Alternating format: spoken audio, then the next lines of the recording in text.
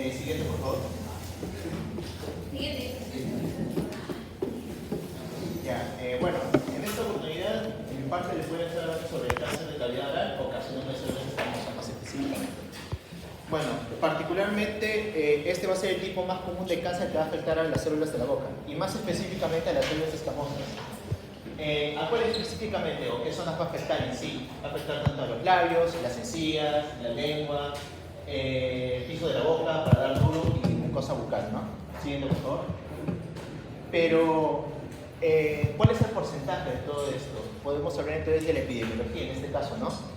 Si vamos a lo que es la incidencia, mundialmente este cáncer de boca en las células escamosas va a representar del 3 al 5% de los cánceres que se dan a nivel mundial cada año.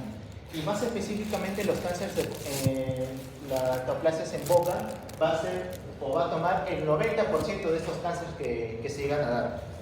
Y además, si nos enfocamos en América Latina y más específicamente en Perú se da en una tasa muchísimo más alta. ¿Esto por qué? Por dos factores principales, ya sea tanto por el consumo excesivo de tabaco como el consumo excesivo de alcohol.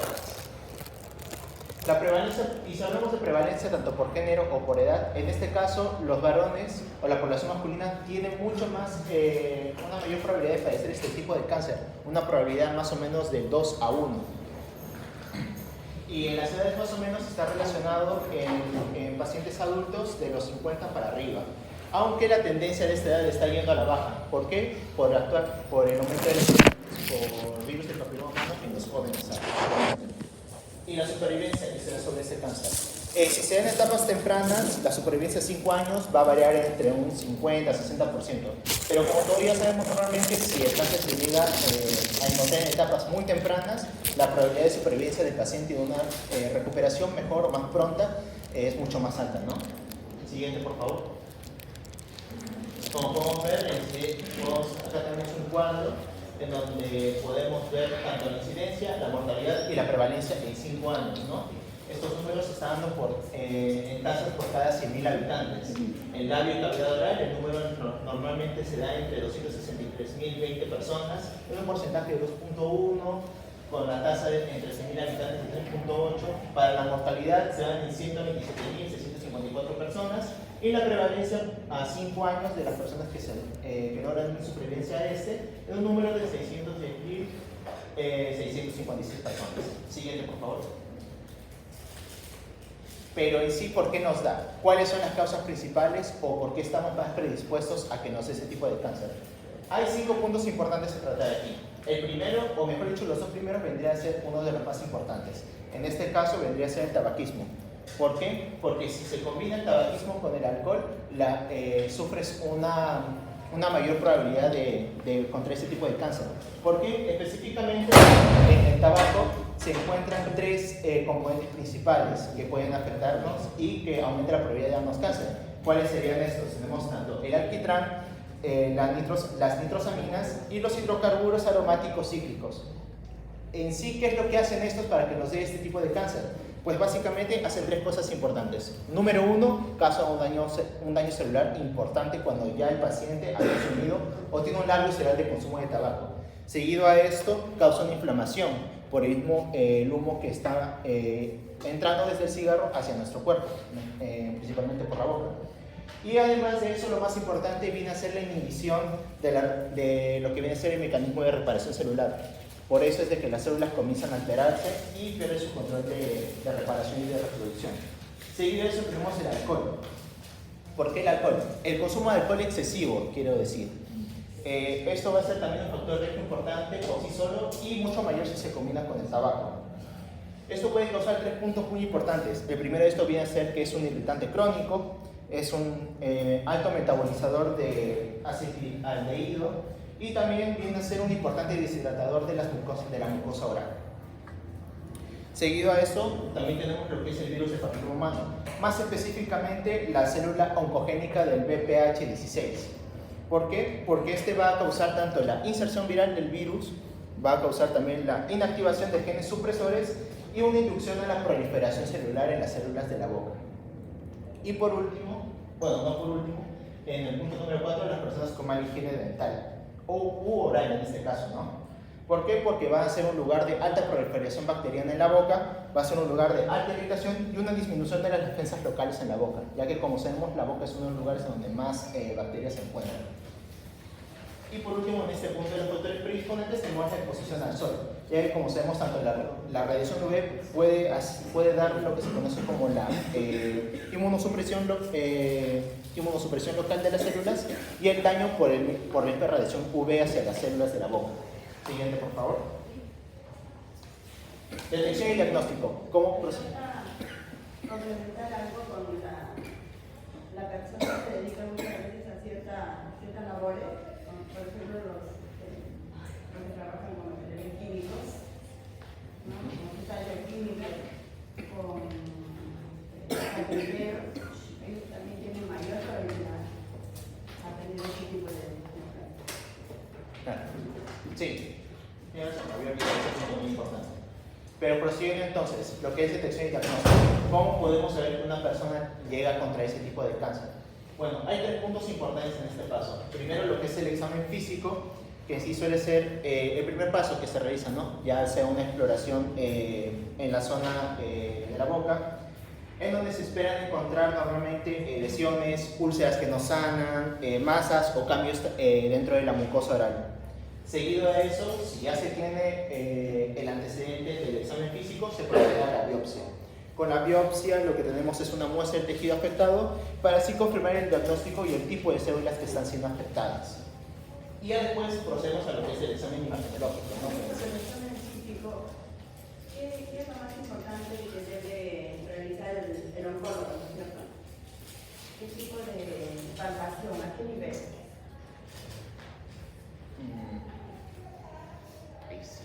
A nivel de cuello. Porque ahí tenemos muchos órganos dentales. Y la mayoría de los gases de cabeza y cuello se van a propagar a los órganos del cuello. Es muy importante que el oncólogo haga la detección, ¿no? La palpación del órgano.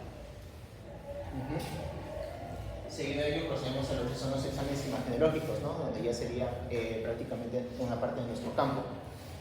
¿Para qué? Para poder visualizar tanto la extensión, diseminación alveolar o la diseminación a otros órganos de alcance si es que este se llegan a encontrar. Siguiente, por favor. Por ejemplo, tenemos tanto imágenes como tomografía, resonancia y en TET.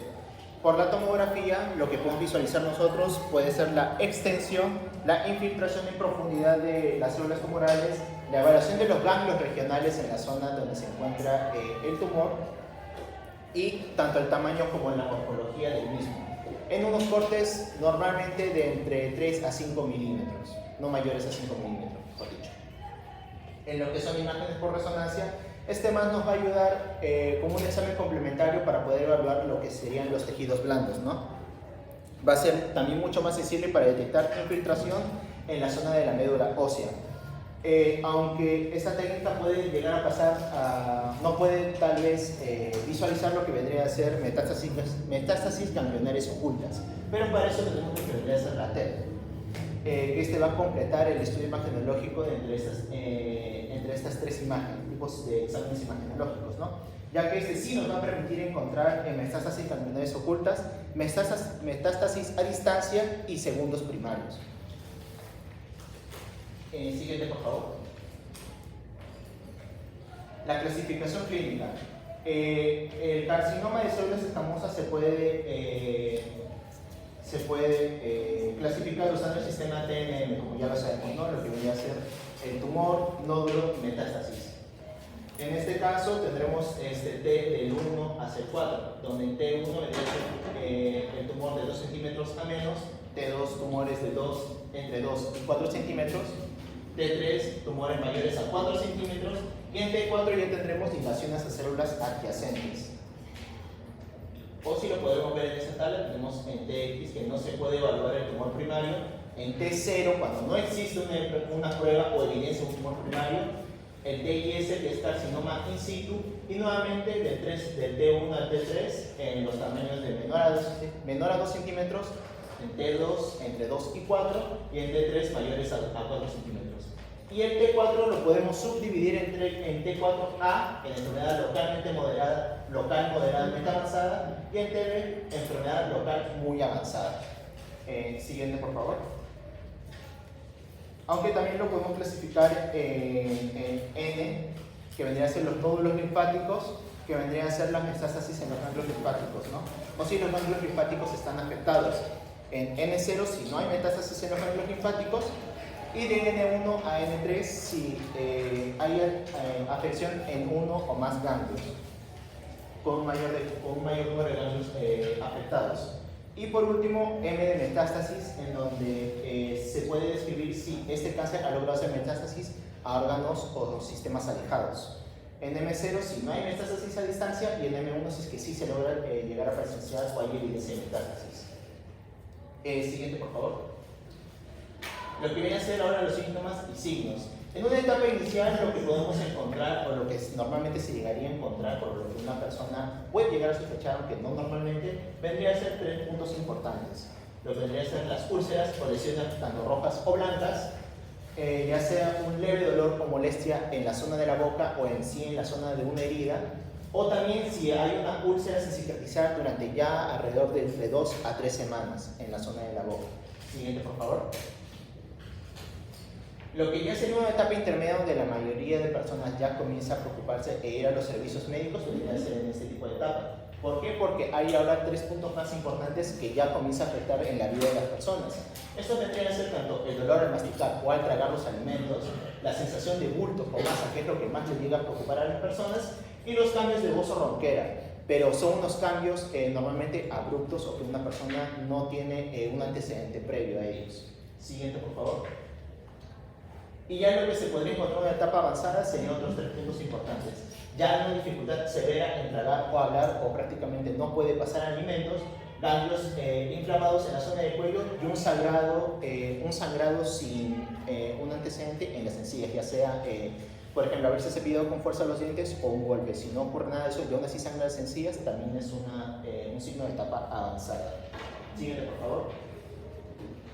Entonces, ya sabemos que la persona tiene esta patología. ¿Cómo se procede? Se pueden proceder a diferentes disciplinas de tratamiento, que normalmente suele ser multimodal, o una unión de varios tipos de tratamientos, ¿no? El primero y el más común de ellos, o la opción principal, viene a ser la cirugía, que se dan mayormente en etapas tempranas. ¿Cómo se procede a la cirugía? Para principalmente tumores iniciales. Aunque también se puede utilizar en tumores más avanzados, en donde ¿qué es lo que se hace? Normalmente se intenta extirpar el tumor y un poco de las células adyacentes. Si el tumor ya es mucho más avanzado, el tumor se llega a extraer y se extrae una mayor zona que podría llegar a estar comprometida. Lo que vendría a ser nuestra parte, la radioterapia, se usa más bien como un tratamiento adyuvante en una postcirugía o también en tumores que llegan a ser inoperables, ¿no? Ya que es muy útil también para reducir el riesgo de recurrencia del cáncer. Siguiente, por favor. Normalmente en los estadios de T1 a T2 se llega a hacer una cirugía de tumor primario, preferiblemente en T3 con N0, en la cirugía de tumor primario con reconstrucción. En T4A a N1 y N3, entre N1 y N3, una cirugía de tumor primario con una reconstrucción más vaciamiento cervical bilateral, radioterapia adyuvante, y en los que son los tumores irresecables, radioquimioterapia concomitante de elección, donde también se ha seleccionado o considerar la radioterapia de inducción seguida de radioquimioterapia. Siguiente, por favor. Otras disciplinas de tratamiento también vienen a ser lo que son la quimioterapia, que se da en una combinación con la radioterapia, o la también conocida como la quimiorradiación. Estos normalmente se usan cuando el cáncer ya se ha diseminado en otras partes del cuerpo y necesitamos que la radiación logre destruir estas células que ya están más dispersas, ya no solamente en una sola zona. Y por último, lo que viene a ser la inmunoterapia, que ya cánceres mucho más avanzados, donde lo que normalmente se intenta hacer es potenciar el sistema inmune para que se logre atacar el tumor de cierta forma, ¿no? Siguiente, por favor. Pero lo que ya vendría a ser tratamientos con radioterapia específicamente, que como ya mencioné, se usa cuando no se puede extirpar o ya existe una afectación a tipo gangliar. Aquí lo que tenemos es una radioterapia conformada tridimensional. Lo que se hace es usar imágenes en 3D para dirigir con precisión la radiación y así evitar afectar otras, minimizando el daño de tejidos sanos circundantes. Siguiente, por favor. Como podemos ver aquí, en diferentes tipos de imágenes también. Siguiente, por favor. O también la conocida también la radioterapia de intensidad modulada o la IMRT. Que en esta normalmente se permite, lo que se intenta hacer es ajustar la dosis para también de una manera mucho más precisa para así poder proteger otras áreas más sensibles. ¿Cómo qué áreas sensibles se podrían hacer? ¿Cómo qué otras áreas sensibles se podrían proteger? Hay dos importantes, las glándulas salivales y la médula espinal. Siguiente, por favor. En este caso también lo que también se tiene que hacer es una simulación realizada con un tomógrafo o con un resonador magnético, tanto en la cabeza como en el cuello, para así poder planificar de una forma más precisa la administración de la dosis de radiación, ya que también nos va a ayudar a identificar tanto el tamaño como la ubicación de la metástasis, de la patología en este cáncer, ¿no? O la ubicación exacta del tumor. Siguiente, por favor. También tenemos lo que debería ser la planificación, la dosimetría y el tratamiento. Por parte de la planificación se incluye lo que es una determinación del tamaño del campo de tratamiento que se va a usar, la dosis total de radiación y el número de fracciones que se va a dividir las dosis de radiación. La dosimetría, que va a ser el cálculo exacto de la dosis, que típicamente en el estándar se usa entre 60 y 70 grays, alrededor de en fraccionamiento de entre 6 a 7 semanas normalmente. Y el tratamiento, que se hace una administración adecuada de la planificación y la dosimetría en sesiones indoloras para el paciente. Siguiente, por favor. Por ejemplo, la definición de volúmenes por localización de estadio. Por ejemplo, en la localización de lengua móvil tenemos el CTV de tumor primario en la musculatura de la lengua, base de la lengua, suelo de la boca, el surco gloso-amigdalino y el pilar amigdalino anterior. En lo que vendría a ser el CTV ganglionar según el estadio, en T1 a T2, de niveles 1A a 3, ipsilaterales. En lo que vendría a ser suelo de la boca, para el CTV de tumor primario, los músculos genioglosos y genioideos bilaterales, y la glándula submaxilar y la sublingual. Para ganglionar según el estadio, T1 y T2 para los niveles del 1 al 3 bilateral. En la mucosa yugal del trígono retromolar, en la encía, tenemos lo que vendría a ser el CTV tumor primario, el surco gingivoyugal superior y la fosa infratemporal hasta el surco gingivoyugal inferior y la glándula submaxilar. Y para el CTV ganglionar según el estadio, del T1 al T2 en los niveles 1 y 2 ipsilateral. Y por último, para el paladar duro, en el CTV tumor primario nuevamente tenemos lo que es el paladar duro, el tercio inferior de las fosas nasales y el seno maxilar. Y para el CTV ganglionar según el estadio no es necesaria la radiación ganglionar si no tiene compromiso nodular, ¿no? Siguiente, por favor. Y ya para finalizar, podemos definir las reacciones secundarias de la radioterapia en dos puntos importantes. Las reacciones secundarias en corto y en largo plazo. En lo que viene a ser a corto plazo, podemos tener lo que es la fatiga dada por el cansancio severo, por la mayor cantidad de radiación que está ingresando en el cuerpo del paciente en cada uno de los tratamientos, el enrojecimiento de la piel, conocido también como dermatitis por radiación, ya que el paciente puede llegar a volver, la piel del paciente que se esté radiando puede llegar a volver roja y hasta posiblemente desarrollar llagas si no se trata con cuidado al momento del posicionamiento, ¿no? La mucositis oral, que vendría a ser inflamación o ulceración de la mucosa oral, la sequedad en la boca o la serostomía, ya que por algún motivo se puede llegar a dañar las glándulas salivales y la boca pierde su capacidad de mantenerse húmeda. La pérdida del gusto, ya que muchos pacientes por la misma radiación pueden llegar a tener una pérdida parcial o temporal del sentido del gusto.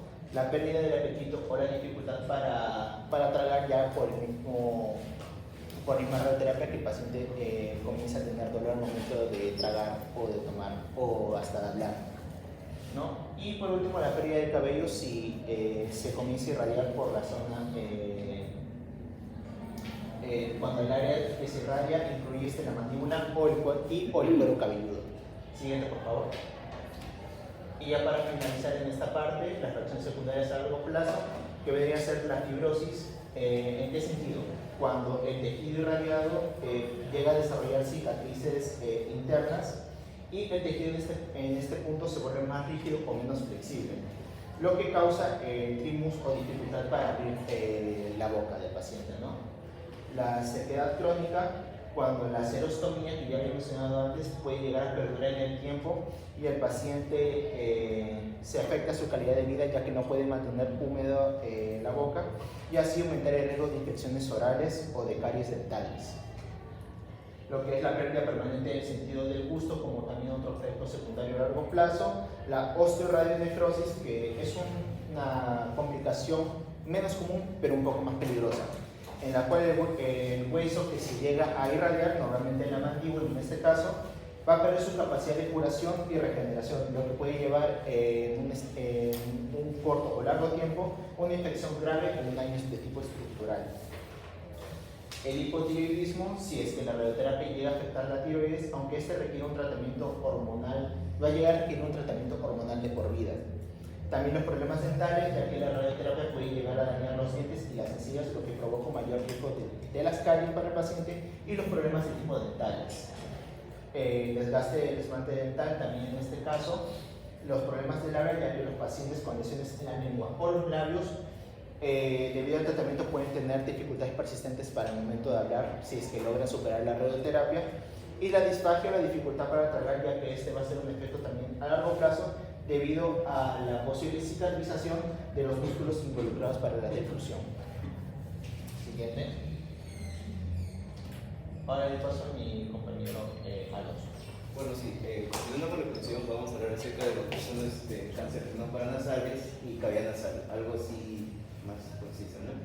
Estos son los que vamos a tratar, lo que es la epidemiología, los factores que exponen de las causas, la detección y el diagnóstico, la clasificación clínica, los signos y síntomas en cada etapa, la descripción de tratamiento con radioterapia, en las cuales se incluye la técnica de tratamiento, simulación, planificación, dosimetría, tratamiento, reacciones sanitarias. Siguiente, por favor. Bueno, en cuanto a epidemiología, los cánceres de la cavidad nasal y los no paranasales vienen a ser lo que pueden constituir una unidad poco frecuente, los cuales vienen a representar menos del 1% de las neoplasias malignas, ¿no? En los cuales tenemos a lo que viene a ser, si queremos nombrar el seno maxilar, en su totalidad de un 53%, seguido de la cavidad nasal un 23%, el seno inguinal, seno esfenoidal con un 20% y 1% respectivamente, y el seno frontal también con 1%. En general, bueno, estos suelen aparecer en torno a los 40-50 años de edad, a excepción de los sonderoblastomas, que vienen a ser a una edad más temprana, ¿no? En la década en los 10, 20 primeros años. Localización, como ya dije, en el seno maxilar, y el diagnóstico viene a ser en fase avanzada de la enfermedad. Y son más frecuentes en varones en proporción de 2 a 1. Siguiente, por favor. Bueno, con respecto a la anatomía patológica y factores moleculares, bueno, la mayor parte de esos tumores sinusales vienen a ser tipo escamosa, ¿no? En un porcentaje de un 70 a un 75%, seguido de aquellos que derivan de glándulas salivales, como por ejemplo el carcinoma adenoide, el quístico, el epidermoide y adenocarcinoma. Ahora, otros más frecuentes vienen a ser los carcinomas indiferenciados, como los neuroendocrinos, melanomas, sarcomas. Y existen estudios que son un poco relacionados con los factores moleculares en estos tumores, ¿no? En los cuales se llega a evidenciar una sobreexpresión de la ciclooxigenasa 2 en adenocarcinomas respecto a carcinomas escamosos, lo que viene a sugerir un proceso inflamatorio en el proceso de carcinogénesis. Acá tenemos unos ejemplos de tumores sinusales, como ya había mencionado anteriormente, la estipe escamosa, carcinomas indiferenciados, melanoma y sarcoma.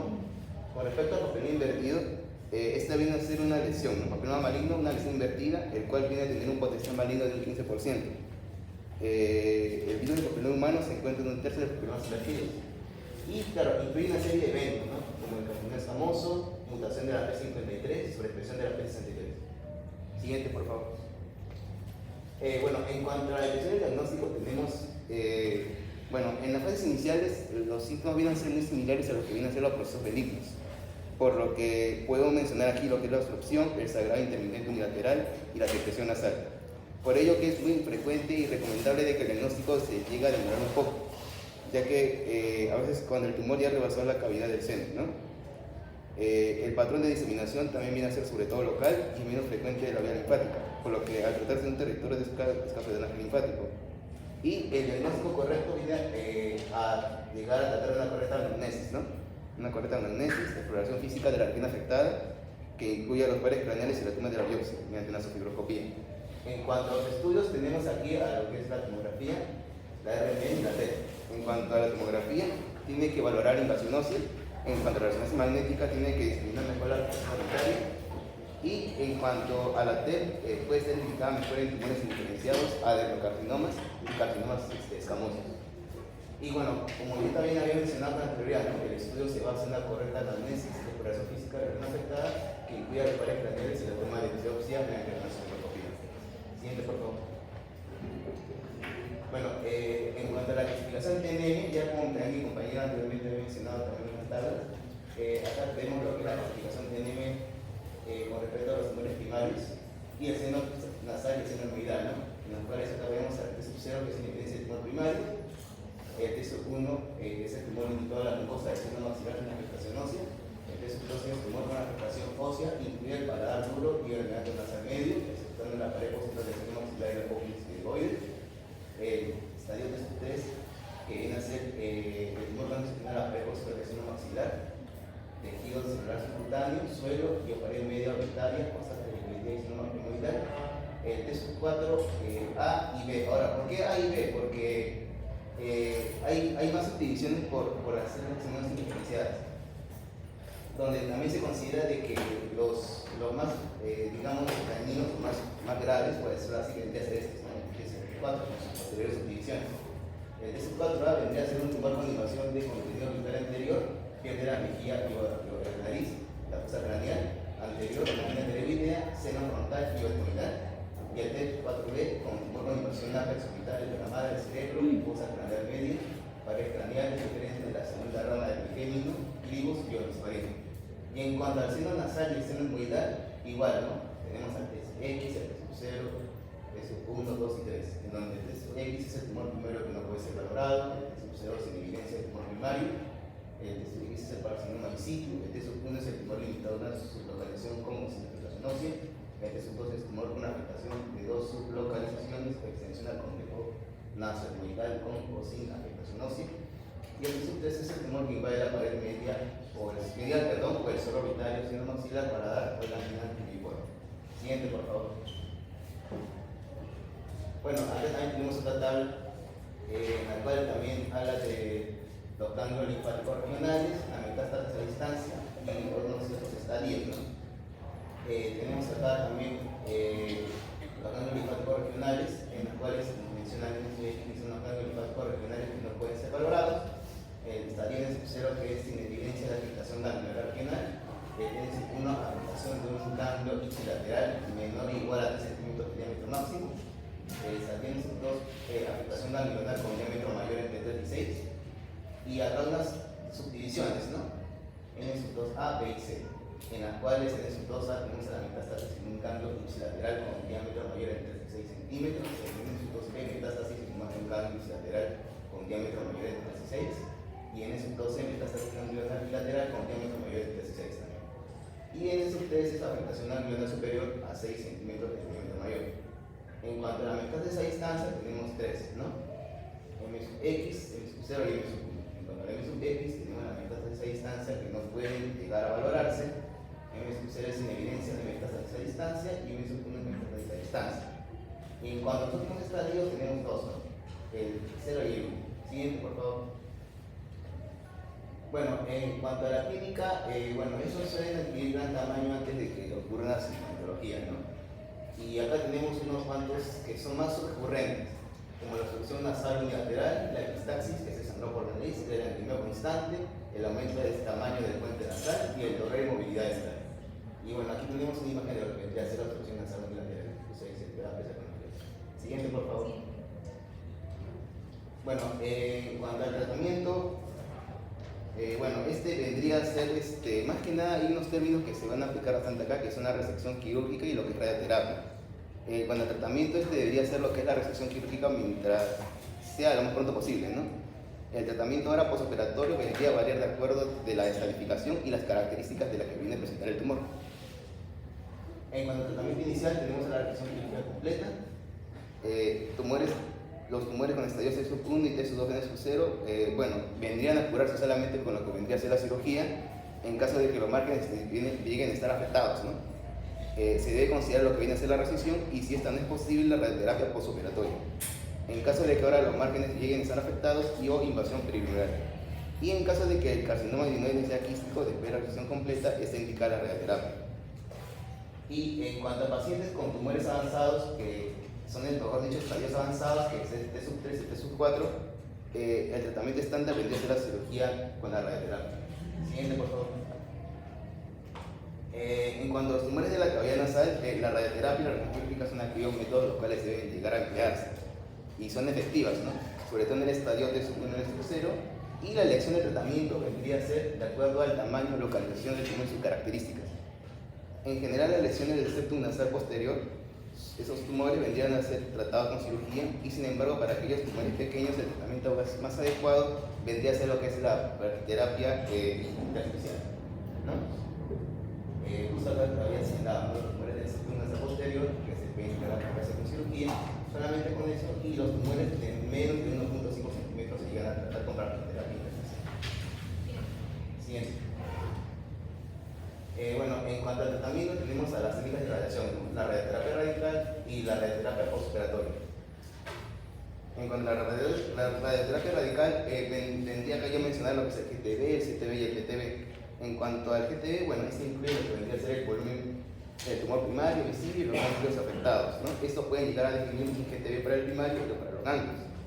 En cuanto al volumen rango clínico, que es la clínica tal de volumen, viene a ser tanto para el carcinoma epidermoide como el indiferenciado. Es decir, sin afectación ganglionar, en los estadios T sub 2 o T sub 4 en sub 0. El CTB1 debe incluir lo que viene a ser el tejido tumor primario con riesgo de extensión subclínica, y el volumen CTB2 incluye tanto el tumor primario y los ganglios afectados de 1 a 2 centímetros de margen. Y cuando al PTB, bueno, llega a añadir un margen de 3 a 5 centímetros en lo que viene a ser el CTB, y puede seguir tanto un PTB para el primario y otro para ganglios. Dosis en cuanto a los valores, viene a ser mayor o igual a 50 Gray en 25 fracciones, 25 sesiones, y PTB2 de 10 a 20 Gray. Siguiente, por favor. Bueno, en cuanto a los beneficios de la radioterapia de intensidad pulgada IRT, bueno, su objetivo es, bueno, en cuanto a los beneficios, tenemos que limitar la dosis al ojo con una dosis menor o igual a 50 Gray. A la parte lacrimal, el rango tiene que ser entre 30 y 40 Gray, y para el que es medio óptico de menor o igual a 74 Gray. Siguiente, por favor. En cuanto a las complicaciones y tratamiento de soporte, hay algunos efectos agudos que son muy frecuentes, ¿no? Como vendría a ser la mucositis, la disgeusia, la serostomía, la dermatitis y conjuntivitis. Y para ello es muy importante estar al tanto de monitoreo y cómo es que llega a aparecer y evolucionar, ¿no? Ya que el manejo precoz, además de proporcionar una mejor calidad de vida al paciente, posibilitará no interrumpir la irradiación, ¿no? Justo acá había colocado lo que son algunos de los efectos agudos más frecuentes como dermatitis y serostomía. También se utilizan los mismos tratamientos de soporte que en el resto de pacientes con tumores de cabeza y cuello. Y valoración también por un odontólogo y adecuación de las piezas dentarias previas al inicio de la radiación, así como también una buena higiene de la cavidad oral. Es para ello muy importante y frecuente los enjuagues bucales con agua de manzanilla y con o sin bicarbonato, ¿no? Contraindicados conductores con clorhexidina y bueno, todo eso, ¿no? Los cuidados también deben estar a cargo del personal de enfermería. Y bueno, en cuanto a los cuidados de la piel, que bueno, no lo coloqué aquí, en cuanto a los cuidados de la piel, dependiendo del grado, deben estar si hay irritación palpebral o conjuntival, se debe proceder al lavado con suero fisiológico, ¿no? Y la utilización de lubricantes oculares como el Viscofresh. Siguiente, por favor. Y bueno, en cuanto al seguimiento, vendría a ser 2 o 3 meses después de administrar el tratamiento. Se debe de llegar a emplear también en ese lapso una TC o una RMN Y la cadena de exploraciones radiológicas no debería estar definida. Sí. Pues ahora vamos a ver la parte de tumores de cuello, siguiente diapositiva. Vamos a ver ahora el cáncer de tiroides, siguiente diapositiva. Como definición de cáncer de tiroides, bien, es una neoplasia maligna que se origina en los tejidos de la glándula tiroides, que está ubicada en la parte frontal de la parte cervical, cuello.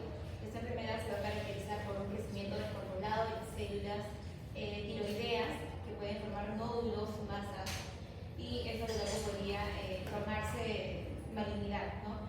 Se describe como un grupo heterogéneo que varía en su etiología, en su presentación clínica e incluso en su pronóstico.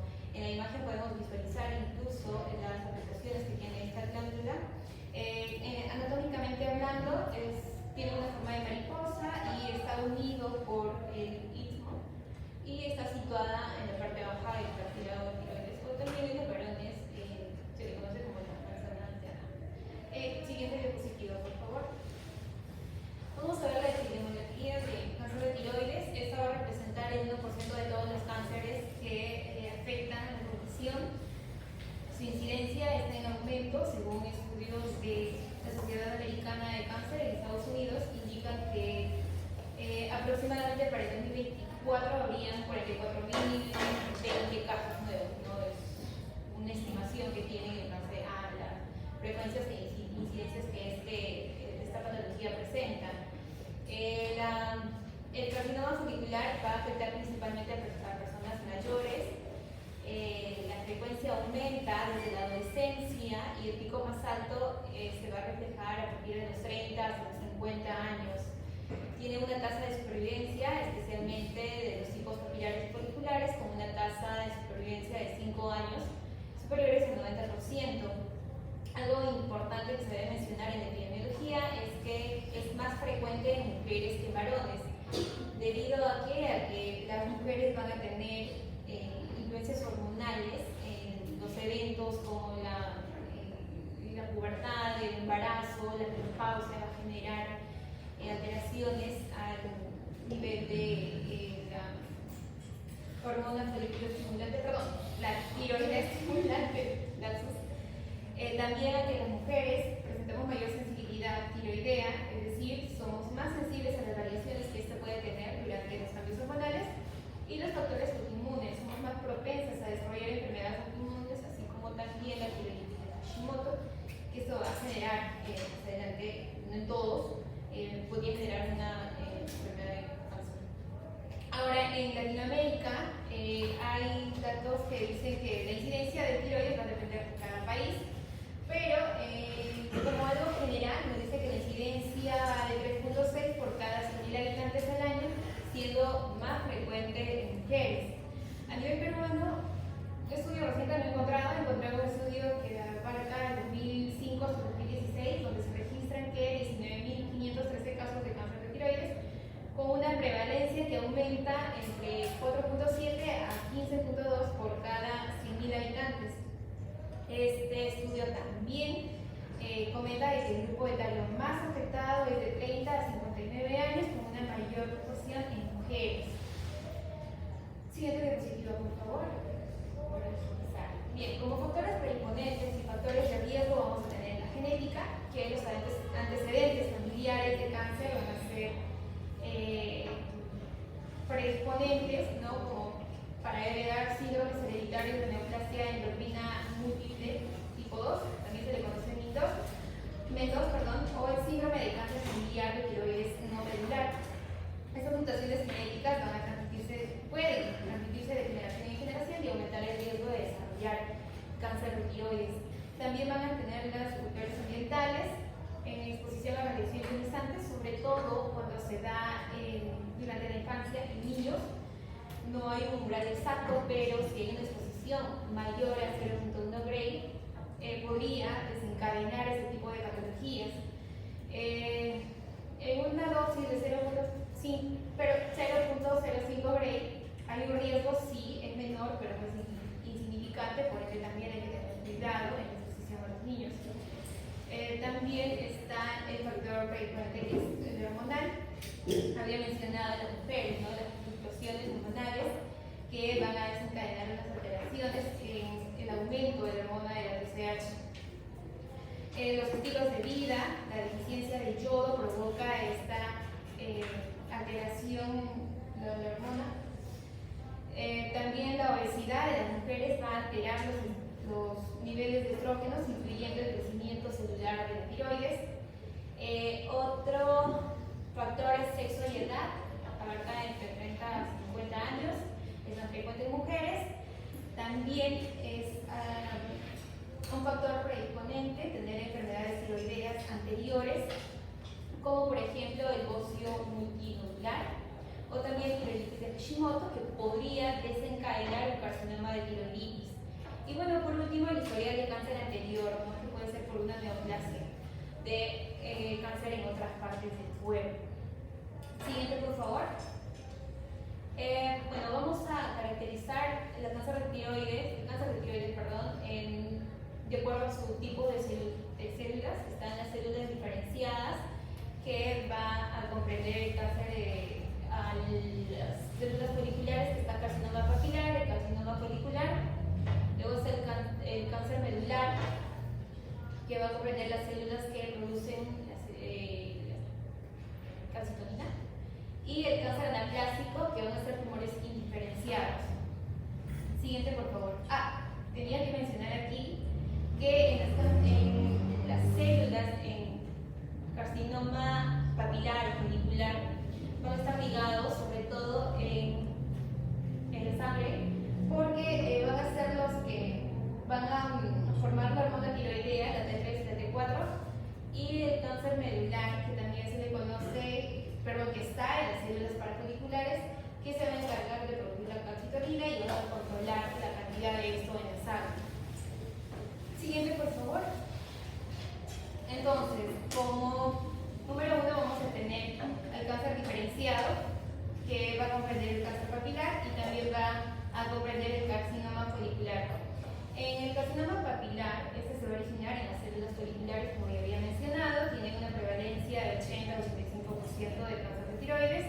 En su composición va a tener una variante sólido mixto, va a tener una presentación difusa presente de células columnares. El crecimiento va a ser progresante, pero lentamente, tiene un buen pronóstico. Más adelante voy a hablar acerca de qué nos da a entender cuando dice buen pronóstico o mal pronóstico. La demografía es más común en mujeres o personas que hayan estado expuestas a radiación. Había mencionado que los niños son más propensos. Y en cuanto a la extensión, se disemina localmente en los ganglios linfáticos del cuello, pero raramente a otros órganos. Está situado más en la parte cervical anterior. En cuanto al carcinoma folicular, estos también están presentes en las células que captan yodo. Aquí, bueno, realmente en todas las enfermedades neoplásicas, el gold estándar son las biopsias. Y aquí me menciona que para el carcinoma folicular es importante determinar, debido a que su citología no diferencia la infiltración mínima para el carcinoma de los adenomas. Va a tener una prevalencia aproximada entre el 5 y el 10% de los cánceres de tiroides, un crecimiento lento, una demografía mayor en mujeres. La expresión se va a diseminar a través de torrente sanguíneo, afectando los huesos y los pulmones. Como tipo 2 sería el cáncer medular. Estos van a afectar a las células parafoliculares, las cuales producen la calcitonina, que he mencionado anteriormente. Tiene una prevalencia entre 5 y 8%, digamos que son menos frecuentes de los cánceres tiroideos, según la literatura. Se da por herencia genética, el 25% de los casos es hereditario.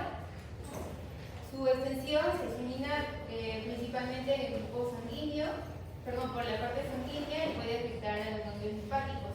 Siguiente diapositiva, por favor.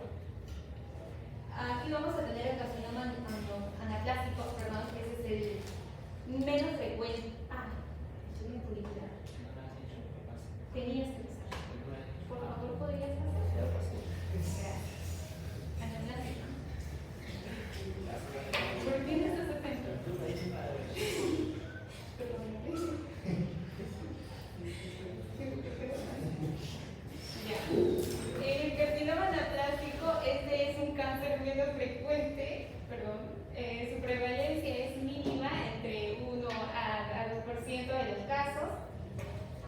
Se cree que algunas veces es por origen de carcinoma papilar. Su crecimiento es muy rápido, es muy agresivo. Las causas realmente no tienen una causa específica, pero de causa de tipo de cáncer de tiroides, no previas. Siguiente, por favor. En cuanto a los signos y síntomas, va a depender de la etapa que se tiene. Aquí he puesto realmente un estándar, pero depende también de cada paciente. En la etapa inicial vamos a ver nódulos visibles, quizás o palpables en el cuello, cambios leves en la voz, va a presentar una dificultad para tragar si esto va creciendo. Los ganglios linfáticos van a estar inflamados y probablemente podamos palparlos. En la etapa intermedia van a presentar síntomas relacionados a la producción excesiva de taxonina, entonces el paciente va a presentar diarrea, puede presentar dificultad para tragar o respirar debido a que esta depresión está creciendo y va a estar comprimiendo las estructuras con las vías respiratorias. Por ende también va a afectar los nervios que modulan la voz o que están encargados de los movimientos de las cuerdas vocales. Va a haber cambios en la voz. En la etapa avanzada va a haber un cambio rápido, un crecimiento rápido del nódulo, dificultad respiratoria por la ocupación de este cáncer, dolor en el cuello, tos persistente, incluso podría presentar los síntomas anteriores.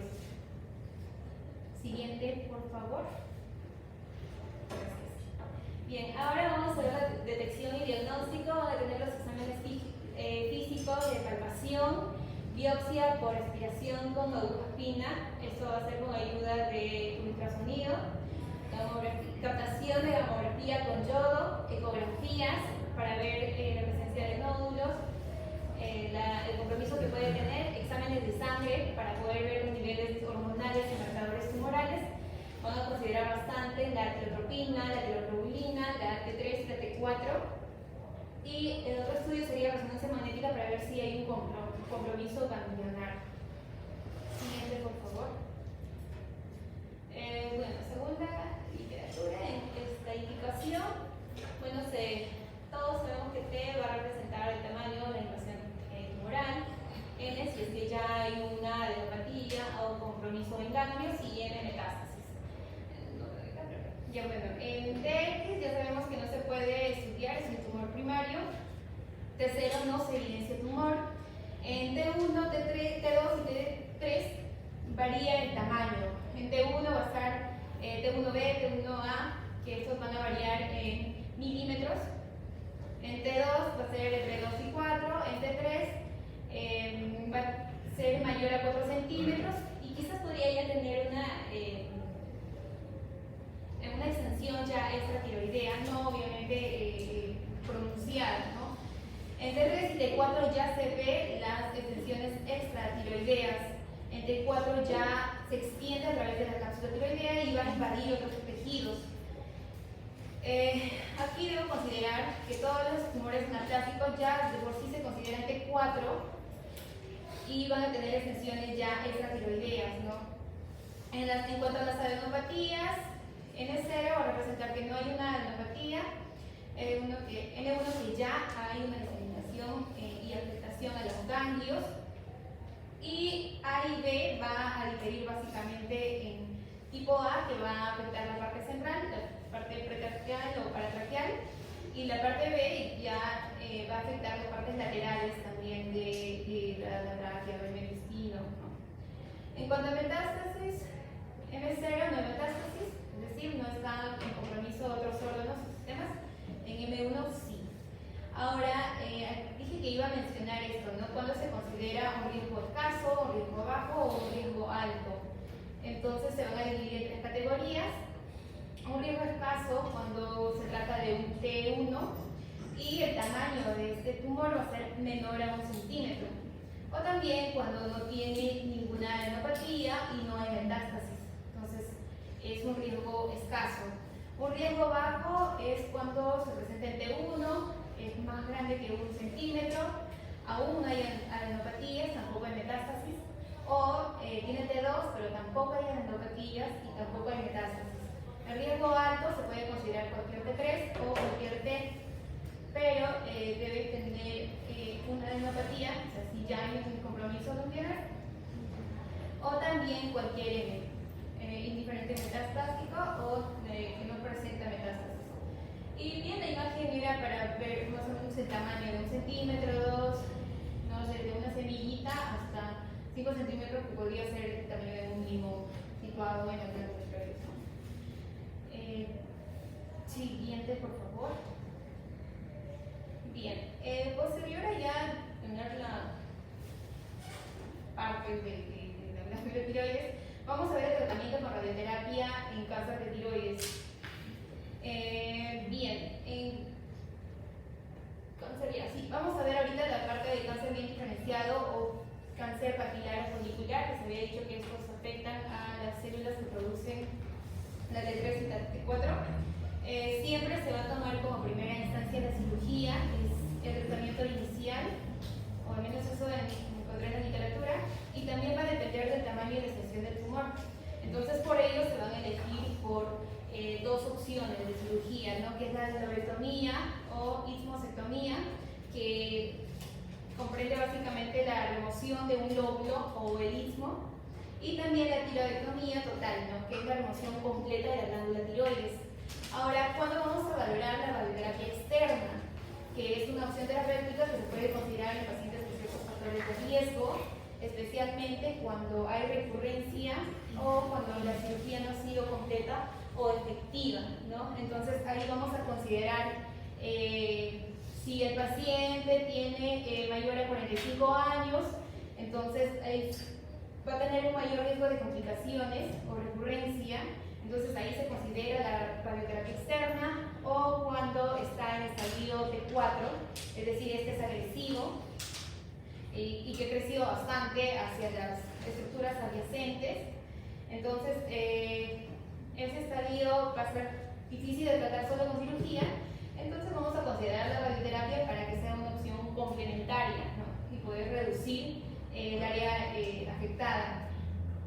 Luego, con la resección R1-R2, R1 va a indicar que el tumor ha sido removido quirúrgicamente, pero va a haber márgenes microscópicos, y R2 dice que el tumor no se pudo extirpar completamente por la complicación que esto pudo tener, y van a haber márgenes macroscópicos. Entonces es necesario la radioterapia externa para poder neutralizar estas células cancerígenas.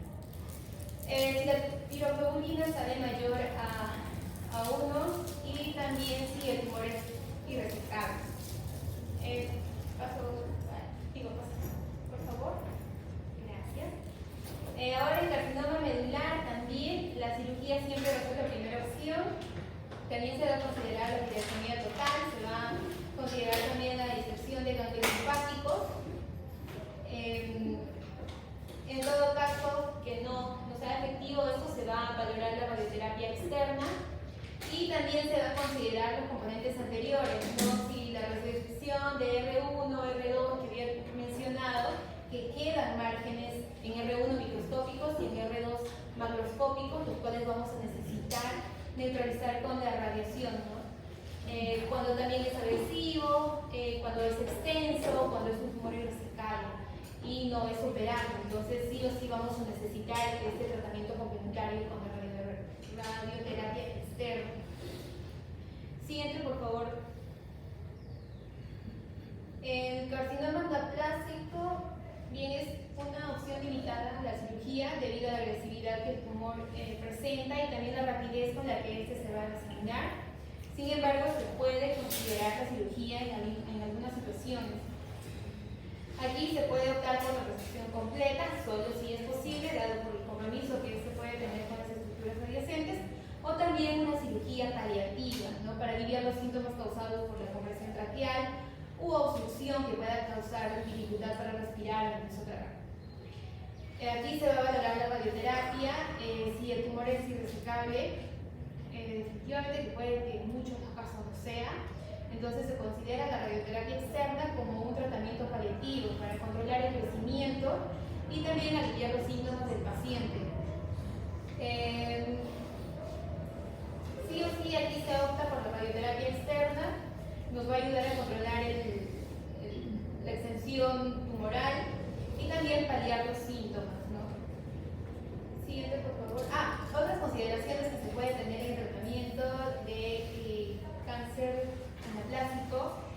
es también la quimioterapia. En muchos de los casos se utiliza junto con la radioterapia en simultáneo, cuando son los tumores resecables, se utiliza el fármaco doxorubicina, me acuerdo, y otros agentes quimioterapéuticos que se pueden combinar con la radioterapia para mejorar los resultados. Y aunque se sabe que la efectividad sigue siendo limitada, ¿no?, por la agresividad de esta enfermedad. Siguiente, por favor. Bien, este es solo para guiarnos en caso de radioterapia de cáncer de tiroides, cuando son cáncer diferenciado, cirugía, todos, la primera opción es cirugía, y luego se valora radioterapia externa de acuerdo a los factores, edad, resección, rastreo, tumor irresecable, ¿no? Siguiente, por favor. En cuanto a las técnicas y dosis de radiación y también la toxicidad que se puede generar posteriormente, en las técnicas el paciente se sitúa en una posición supina con el cuello extendido, se requiere la planificación con tomografía computada, se trata el hecho quirúrgico tiroideo y se va a incluir desde el hioides hasta la escrotadura external. Se utiliza un campo anterior de electrones o dos campos oblicuos o fotones. Cuando se incluyen las cadenas ganglionarias se utiliza una planificación tridimensional o radioterapia de intensidad modulada para conformar la dosis en las médulas, la laringe y los pulmones.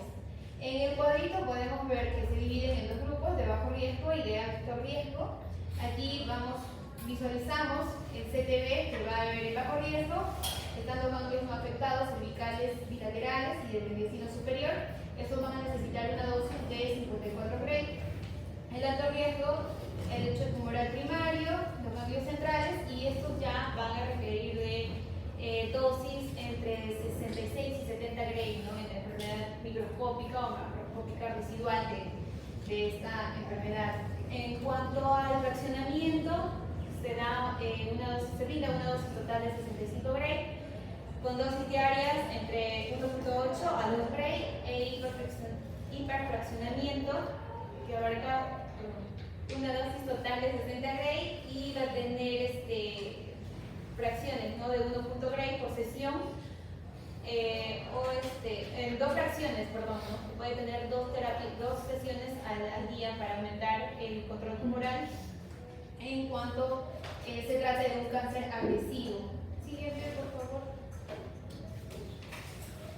En la limitación de dosis, bueno, los órganos que van a estar cercanos al órgano de tratamiento, ahí se da un límite, ¿no?, que no debe excederse el esófago, el glándula salival, el médula espinal, ¿no?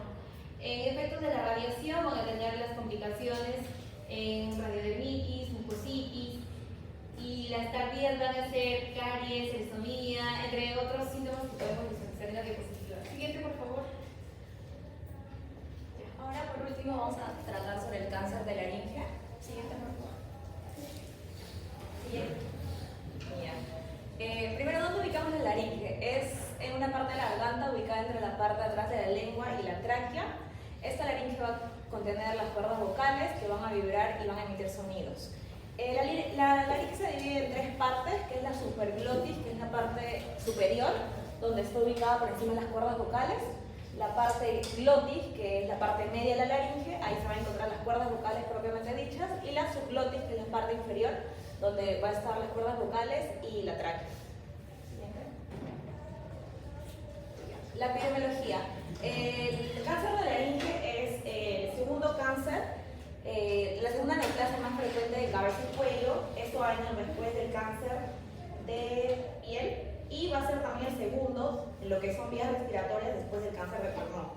Asimismo, va a representar el 3.5% de tumores diagnosticados a nivel mundial y va a ser el 1% responsable del cáncer, de muerte por cáncer. El cáncer de laringe va a reportar una prevalencia en el sexo masculino, ya que uno de los factores que va a contener cáncer de laringe es el fumar y el uso de fumar y bebidas alcohólicas. Entonces, en los hombres va a predominar más, que una diferencia de 8 hombres por cada mujer. Y la incidencia máxima de edad se va a situar entre los 60 y 70 años. Bueno, en un estudio que se realizó el año pasado aquí en Perú, se predijo que este 2024 se iban a diagnosticar 12.650 casos de cáncer de laringe y que de esos 12.050 casos, 3.800 de personas, de esos 12.000 iban a fallecer por ese tipo de cáncer.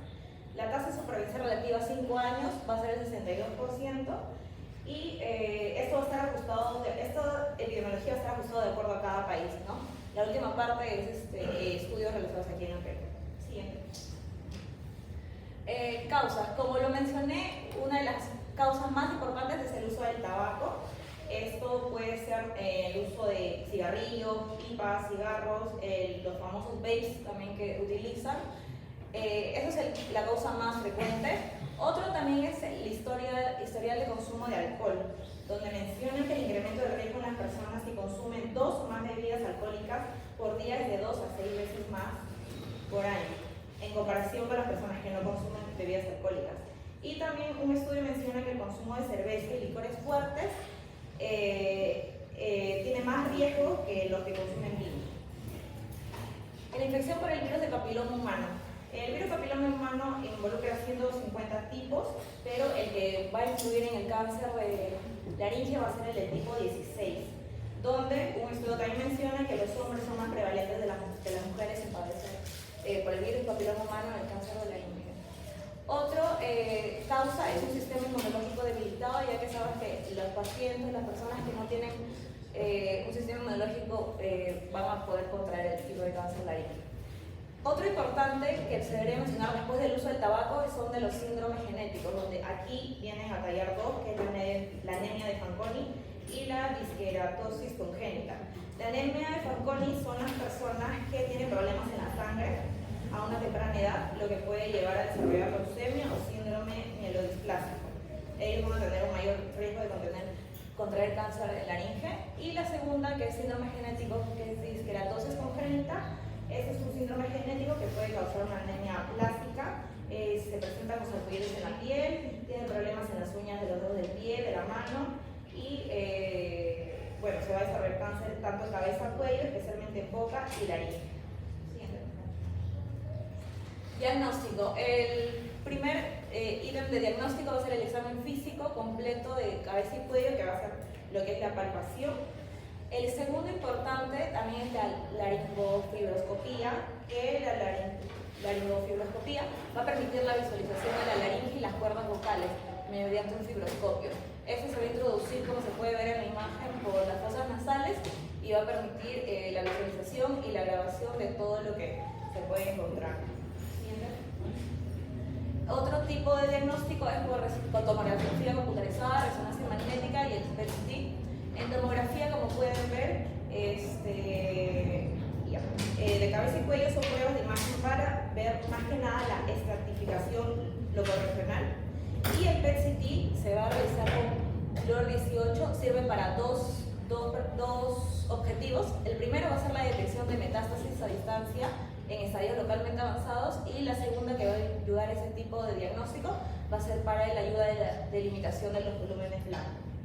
Siguiente, por favor. En signos y síntomas tenemos estos que son los más comunes en realidad de cualquier cáncer de cabeza-cuello, que ya los mencionaron en las anteriores patologías de mis compañeros, que va a ser dolor de garganta o tos que no va a desaparecer, va a ser dificultad o dolor al tragar, algunos pacientes van a presentar algún tipo de sangrado, dolor en el oído, una masa en el cuello de la garganta, y lo que se presenta más a menudo es cambio de voz o la ronquera. Bien. Vamos a ver ahorita el estadiaje. Como se pudo ver, la laringe se presenta en supraglotis, glotis y subglotis. También tiene su tipo de estadiaje de cada uno. El primero, que va a ser el supraglotis, se va a dividir en T1, T2, T3, T4A y T4B. El T1 es un tumor limitado a un subsitio de supraglotis, como